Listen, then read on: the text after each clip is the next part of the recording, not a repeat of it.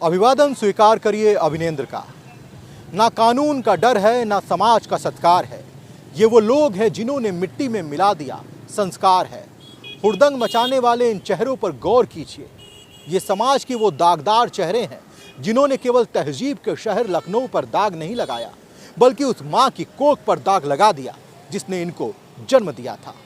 भारत माता के आंचल पर दाग लगाने वाले ये वो चेहरे हैं जिन्होंने न केवल अभद्रता फैलाया, बल्कि सरेआम एक युवती की इज्जत की धज्जियां उड़ाकर उसके जीवन में असहनीय दर्द दे दिया। बुधवार को उत्तर प्रदेश की राजधानी लखनऊ में जोरदार बारिश हुई। हर तरफ जल जमाव हो गया था।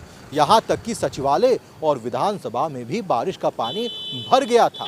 आमतौर पर सीएम योगी जिस दरवाजे से बाहर आते हैं, जल जमाव के कारण उन्हें दूसरे दरवाजे से बाहर निकलना पड़ा। बारिश ने जहां लखनऊ नगर निगम और अन्य विभागों की पोल खोल दी, तो वहीं तहजीब के शहर में लगे उन दीमकों के चेहरे को भी सामने ला दिया जो इस शहर के तहजीब को खोखला कर रहे हैं।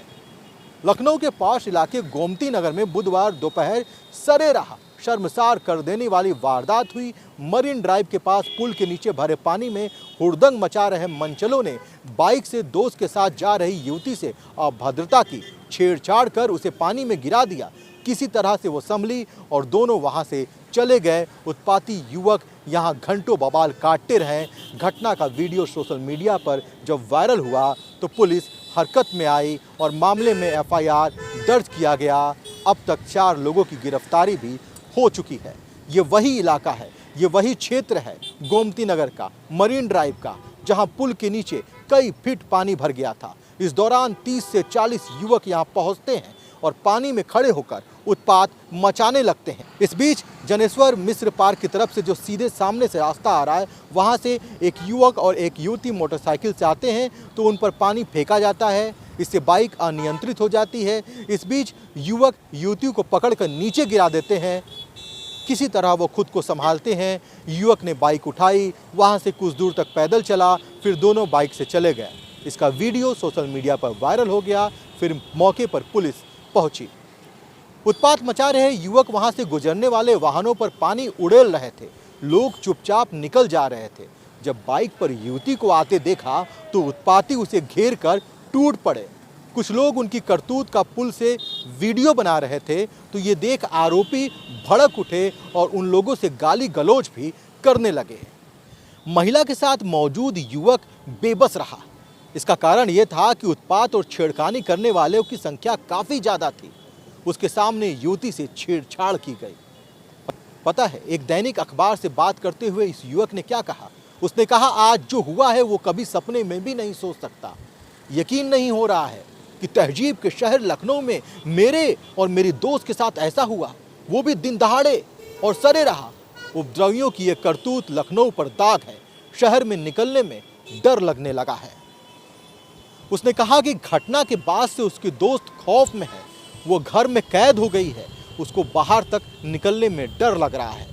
अराजक युवकों की करतूत भरे दहशत के पल उसके दिल और दिमाग में कैद हो गए हैं।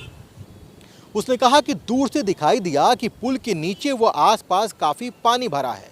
वहाँ पर तमाम लोग खड़े हैं। आप देख सकते हैं, जब वो दूर से आया होगा तो उसे क्या तस्वीर नजर आई होगी। उसे यही लगा कि पानी भरा है और लोग वहाँ लोगों की मदद कर रहे हैं। लेकिन जब पास पहुँचा तो ये उपद्रवी थे और नोचने के लिए वो दौड़ पड़े। खैर, इस मामले में मुख्यमंत्री योगी आदित्यनाथ ने कड़ा एक्शन लिया है और विधानसभा के अंदर जिस तेवर से उन्होंने इस मामले पर अपनी बात कही, उससे लगता है कि अब इन उपद्रवियों की खैर नहीं। और ये सुनिश्चित किया है, एक प्रदेश के किसी नौजवान के साथ धोखा नहीं होना चाहिए। धोखा कोई करेगा उसकी नौकरी को उसी दिन हम लोग लेने का काम करते हैं। जेल के अंदर पूरी निर्ममता के साथ उसको ठूसने में भी कोई कोताही नहीं बरतते। आपको बुलडोजर से डर लगता है, लेकिन ये निर्दोष के लिए नहीं है, उन्हीं अपराधियों के लिए है जो प्रदेश के नौजवानों के भविष्य के साथ खिलवाड़ करते हैं, जो प्रदेश के व्यापारी और बेटी की सुरक्षा में सेंध लगाने का काम करते हैं, जो प्रदेश के अंदर अराजकता पैदा करके सामान्य लोगों का जीना हराम करते हैं। मेरा दायित्व तो बनता, मैं यहां नौकरी करने नहीं आया हूं, कतई नहीं। मैं यहां पे इस बात के लिए आया हूं कि अगर वो करेगा तो भुगतेगा भी फिर, और इसीलिए मैं यहां पे आया हूं कि हम लोग उससे लड़ेंगे। ये लड़ाई हमारी सामान्य लड़ाई नहीं है, ये प्रतिष्ठा की लड़ाई भी नहीं है। मुझे प्रतिष्ठा प्राप्त करनी होती है तो मुझसे से ज्यादा प्रतिष्ठा अपने मठ में मिल जाती है, कोई आवश्यकता नहीं मेरे लिए। लेकिन इस प्रकार के गुमराह भरे तथ्यों को लेकर क्या बातें हैं आप लोग बोलते हैं, इस प्रकार के अनावश्यक बातों की तरफ आप ध्यान कर, आप इस प्रकार की चर्चाएं करते हैं। एक पांव धरती पर रखकर ही बावन भगवान ने आकाश पाताल को जीता था। धरती ही धारण धर करती है, कोई इस पर भार न बने, मिथ्या अभिमान से न तने।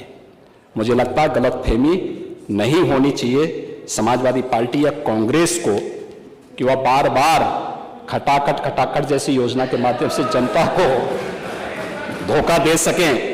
लेकिन मैं आपसे कह सकता हूं, ये सरकार चलेगी, मजबूती के साथ चलेगी, प्रदेश के अंदर ट्रांसफॉर्म करने के अपने अभियान को आगे बढ़ाएगी। प्रदेश के अंदर खिलवाड़ करने की किसी को जरूरत नहीं होगी। और कल की जो गोमती नगर की घटना है, उस घटना में भी हम लोगों ने जवाबदेही तय की है। उसके अपराधियों की सूची भी मेरे पास आई है। ये अपराधी हैं, पहला अपराधी है पवन यादव, दूसरा अपराधी मोहम्मद अरबाज। ये सद्भावना वाले लोग हैं, यानी सद्भावना, अब इनके लिए सद्भावना ट्रेन चलाएंगे, इनके लिए बुलेट ट्रेन चलेगी, चिंता मत करो। और उस बुलेट ट्रेन की तैयारी की जा रही है। और इसीलिए महिला सुरक्षा हमारे लिए सर्वोच्च महत्व रखता है। हमने इस बात को पहले दिन कहा है, कोई खिलवाड़ करेगा तो उसका खामियाजा भुगतेगा। हम लोगों ने इस बारे में हम लोगों ने आश्वस्त किया, एक एक बेटी को, एक एक बहन को हम लोगों ने इस बात के लिए आश्वस्त किया है। और मैं फिर इस बात को कह सकता हूं, इस घटना को हमने गंभीरता से लिया है। और गंभीरता से लेने का परिणाम है, पूरी चौकी को सस्पेंड किया है, इंस्पेक्टर को सस्पेंड किया है, डिप्टी एसपी, एडिशनल एसपी और डीसीपी, इन सबको वहां से चेंज करके इनके खिलाफ भी कार्रवाई हमने प्रारंभ की है। जो भी व्यक्ति प्रदेश के अंदर अराजकता और अव्यवस्था पैदा करने का प्रयास करेगा, मैं फिर कहूंगा, हम सबका सम्मान करेंगे, सबको सुरक्षा देंगे। लेकिन अगर किसी ने अव्यवस्था पैदा करने का प्रयास किया है तो फिर उसका भुक्तभोगी भी उसको बनना ही पड़ेगा। मैं यही आपसे भी कहूंगा कि आप अपने लोगों को भी इसके लिए तैयार करेंगे कि वे कानून का पालन करने की दिशा में आगे बढ़ेंगे, तो मुझे लगता है कि यह अच्छी दिशा में आगे बढ़ पाएगा। सप्लीमेंट्री डिमांड पर आपने अपने बातों को यहां पर रखा, माननीय सदन में हमारे दलीय नेताओं ने अपनी बातों को यहां पर रखा। मैं उन सब के प्रति आभारी हूं, माननीय सदन का भी आभारी हूं। अपराध करने वालों की कोई जाति नहीं होती, और यदि आप आपराधिक घटनाओं का आकलन करेंगे तो ये साबित करना भी मुश्किल हो जाएगा कि अपराध केवल विशेष जाति या धर्म के लोग नहीं करते, कोई भी कर सकता है।